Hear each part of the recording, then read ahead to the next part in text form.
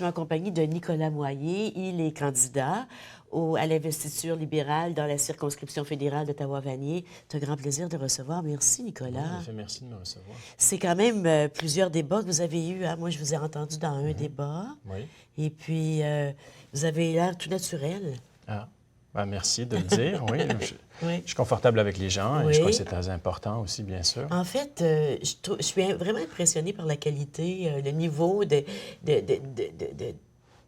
capacité de communication des candidats qui se présentent. C'est tout à fait vrai. Je crois qu'on est choyé à Ottawa-Vanier d'avoir des candidats extraordinaires. Oui. Je crois que Mais c'est tout là, à on fait va vrai. parler de vous.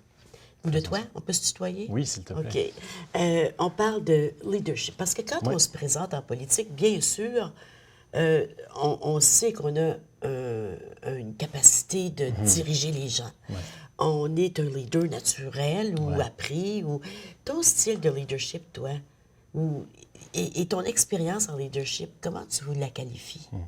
Moi, je crois qu'en leadership, quand on veut un leader compétent, je crois qu'on cherche vraiment trois choses. Je crois qu'on cherche quelqu'un qui sait trouver des solutions innovantes aux problèmes auxquels on fait tous face. Je crois qu'on cherche aussi quelqu'un qui peut rassembler les gens, qui peut rassembler les acteurs différents qu'il faut pour résoudre un problème.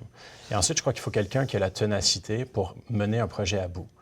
Et si on regarde mon profil, on va voir que j'ai ces qualités-là, que souvent j'ai pu démontrer de ce côté-là. Je vais vous donner deux exemples. J'ai un profil très international Oui. et j'ai vécu sur 4 continents. Et quand je suis revenu au Canada il y a 9 ans, une des choses qui m'a beaucoup marqué, c'était la compétition entre les ONG, les organisations non gouvernementales au Canada, qui se faisaient compétition pour les dollars du public pour venir en aide aux gens dans le besoin. Et donc, j'ai rassemblé ces organisations-là, des groupes comme Oxfam, CARE, Save the Children et d'autres, qui sont présents partout au monde. Et on les a rassemblés pour mieux répondre aux désastres, être plus efficaces, réduire la duplication entre nous. C'était difficile. C'était une vision de plus grande efficacité pour répondre aux désastres. Mais non seulement on les a rassemblés eux ensemble pour travailler bien ensemble, on a aussi pu développer des nouveaux partenariats avec des télédiffuseurs, des médias au Canada qui n'auraient pas appuyé une seule organisation. On a pu aussi avoir des partenariats avec le gouvernement pour mieux répondre. Puis le résultat, c'est qu'on a mobilisé des dizaines de millions de dollars pour revenir en aide aux gens dans le besoin. Et puis, si je peux donner un autre exemple, c'est beaucoup plus proche de chez nous. Résident de la Basse-Ville, quand je suis revenu, une chose qui m'a beaucoup marqué en arrivant, c'était que dans la Basse-Ville, il n'y avait plus de journal communautaire. Ça faisait 20 ans qu'il n'y en avait pas eu un. Et pour qu'une communauté soit forte, il faut qu'on puisse communiquer entre nous. Il faut se voir à l'œuvre, il faut se lire. Il faut avoir de quoi être fier, il faut Oui. partager une histoire, il faut Oui. partager nos histoires communes. Et donc, j'ai fondé un journal communautaire. On a développé un plan d'affaires, mobilisé des bénévoles, trouvé des sponsors et puis des commanditaires. Et donc, ça nous a permis de mobiliser ce journal. Je crois que j'ai l'initiative dans le sang, mais je suis aussi quelqu'un qui est extrêmement inclusif. J'ai toujours pensé que c'est la participation qui nous mène à bout de quelque chose. C'est quand on a des enjeux partagés, qu'on s'investit collectivement, qu'on peut accomplir quelque chose. Et donc, c'est certaines des perspectives que je peux vous donner. Je crois qu'il est important pour un leader de pouvoir comprendre différentes choses aussi. Dans mon profil, j'ai étudié en sciences économiques, j'ai des diplômes en sciences économiques, j'ai un MBA, mais j'ai aussi étudié en relations internationales. Et je me suis souvent soumis à des contextes très différents, où j'ai dû apprendre de zéro comment pensaient les gens, qu'est-ce qui les intéressait, comment ils pouvaient venir à bout de quelque chose. Et je crois que ça, c'est très important. J'ai été très honoré l'an dernier de gagner le prix d'Ottawa, à Ottawa 40 sous 40. Oui. Et j'étais le seul avec un profil sans but lucratif dans cette cohorte. Et je crois que j'ai été très touché. Mais vraiment, si j'ai obtenu ce prix, c'est par mon leadership, mais c'est pas par des liens de famille, c'est pas parce que je communiquais les réussites des autres. C'était vraiment dans mon cas. Je crois qu'ils ont reconnu qu'en rassemblant les gens, on pouvait accomplir de grandes choses. Même dans une communauté d'affaires, on pouvait reconnaître ce qui est possible dans un milieu social. Oui. Et l'économie sociale est un domaine qui est en croissance. Tout ce monde-là est en croissance. L'économie fondée sur les groupes qui sont sans but lucratif, entre autres. Tout à fait. Je crois que peu de gens réalisent à quel point c'est vraiment un troisième pilier de notre économie. On a le gouvernement, on a le privé, mais on a vraiment le troisième secteur, si on veut. Les Canadiens sont tellement généreux. Ils donnent des milliards d'heures de bénévolat dans notre pays. Sont une économie en soi. Le groupe que vous avez, ou que tu as, Nicolas, excuse-moi, fondé, il s'appelle comment encore? La Coalition humanitaire. Coalition humanitaire. Moi, j'en avais jamais entendu parler. J'ai découvert ça récemment et j'ai été vraiment... je me suis dit, ben voyons, il fallait y penser, il fallait le faire aussi. Oui, oui, c'est Comment on garde comme leader, une fois qu'on met les choses sur la route, sur les rails, on met le train sur les rails, comment on Oui. garde notre motivation? Ça, c'est une réalité, c'est que dans un rôle de leader, peu importe où, peu importe quand, il y a des hauts et des bas. Oui. Et la réalité, c'est qu'on peut avoir des grandes réussites un jour, puis subir des revers le lendemain.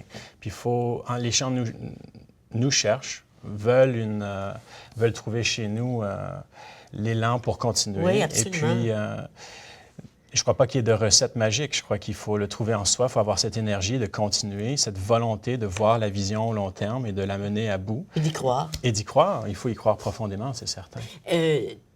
Ton modèle, aurais-tu un modèle de leader qui t'inspire?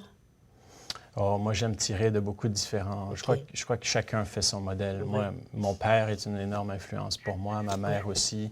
Mais partout dans le monde, j'ai rencontré des gens qui rassemblaient les autres, mais de par leur nature. Et je crois que Oui. c'est ce genre de leadership que je cherche. Toi, tu es né dans la Basse-Ville, hein? Je suis né sur la à côte de l'hôpital Sable. civique, donc techniquement, non. Non, mais tu as grandi sur la côte de Sable. En partie. J'ai vécu à plusieurs endroits dans la ville, mais une bonne partie de ma jeunesse était dans la Basse-Ville. Puis, J'étais où à est-ce que tu habites Franco-Jeunesse. présentement? Dans la Basse-Ville. Avec ta femme et tes Oui, enfants.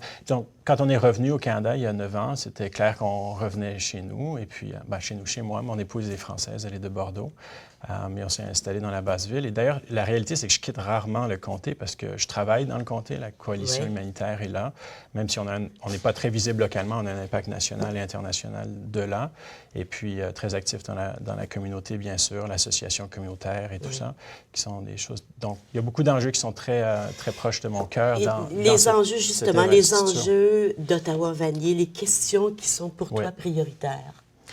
Il y a beaucoup d'enjeux pour nous. La réalité, c'est que Mauriel Bélanger nous a donné un legs impressionnant et énormément aimé dans la communauté. Mais on doit reconnaître qu'il y a encore beaucoup d'enjeux pour nous. Il y en a certains qui sont plus visibles que d'autres.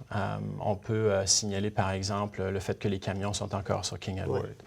Mais ça, c'est un enjeu qui doit être résolu.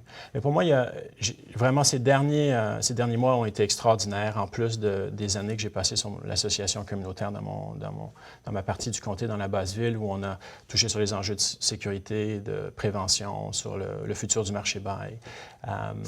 Ce que j'apprends de ces milliers de gens que j'ai rencontrés, franchement, là, dans les derniers 5 mois, c'est... je vais essayer de condenser ça. Je vois 4 gros enjeux. Mais il y en a d'autres. Il ne faut pas se leurrer autrement.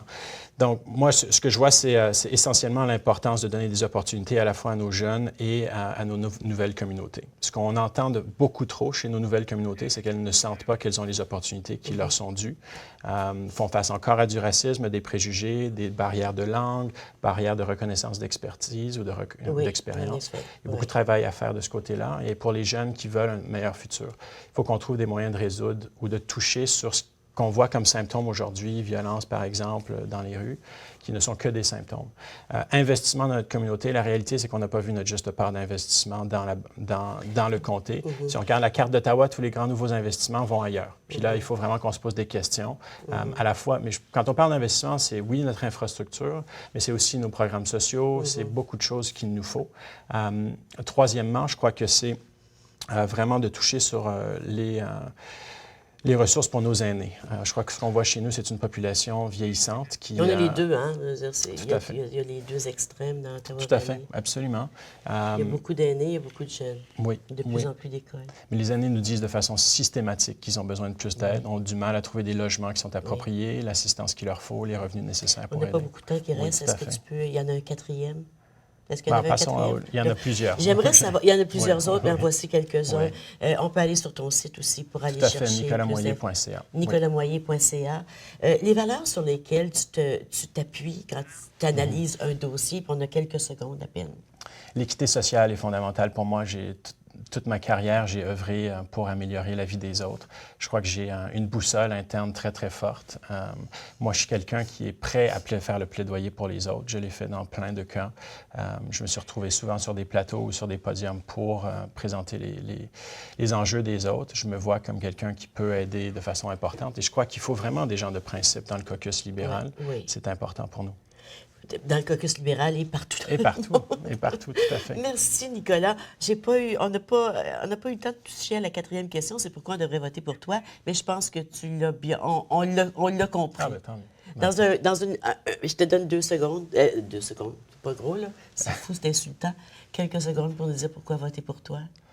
Il y a plusieurs raisons. Je crois que j'ai un profil très différent des autres. Moi, je suis un gars qui n'aime pas le statu quo. J'aime le changement puis le progrès. Puis je suis engagé dans le progrès pour les autres. Puis ça, c'est quelque chose qu'on va pouvoir trouver chez moi.